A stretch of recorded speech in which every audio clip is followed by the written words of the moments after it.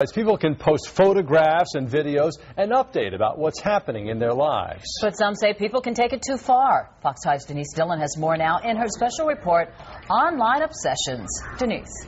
Russ and Amanda, if you aren't already on one of these sites like MySpace or Facebook, well, you certainly know someone who is. Experts say they can be fun, even useful.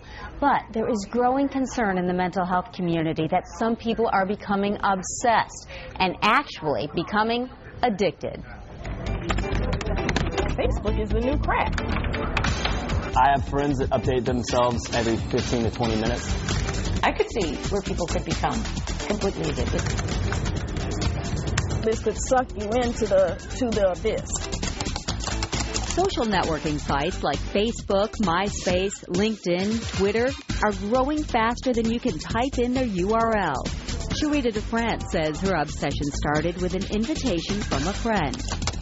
Then you add friends, and then people add you. So then you start feeling like you're important. And it was downhill from there. Downhill from there. I was addicted.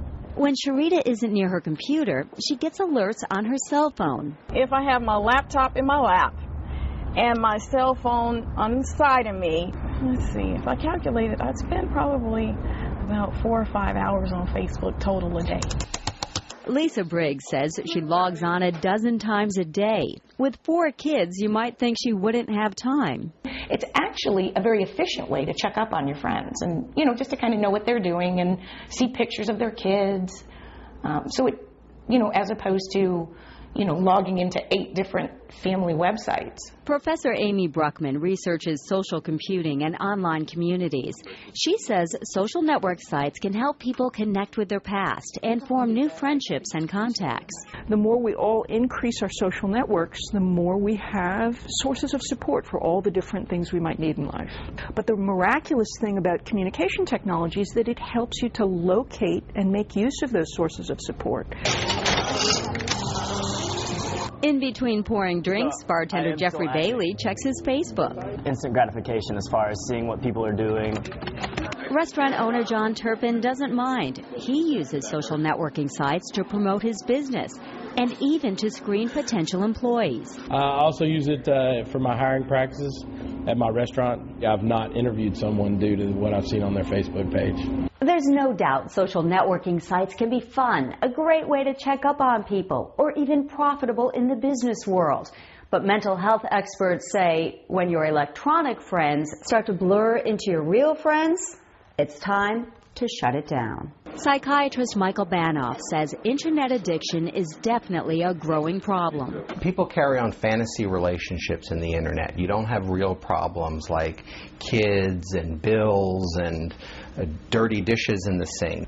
How do you know if you've crossed the line between, hey, this is a lot of fun, looking up my old friends, and I'm spending way too much time on this site? If it starts to affect things at work or relationships, then yes, it's a huge problem. It's an addiction. Dr. Banoff recommends setting a time limit when you're online and on specific sites. And don't forget to make face-to-face contact with people. Talk on the phone or set a lunch date. Lisa Briggs says she does get together with friends often, but admits she's socializing online first thing in the morning and before going to bed every night. Do you see how people can become addicted to this? Oh, yeah, absolutely. I'm not there yet, I don't think. Well, actually 12 times a day, maybe I am. Now, the number of people using these sites is astounding. Facebook claims to have 175 million active users, and 6 million have joined the newest craze, the microblogging site, Twitter. And that's an all-day thing that you could do with Twitter.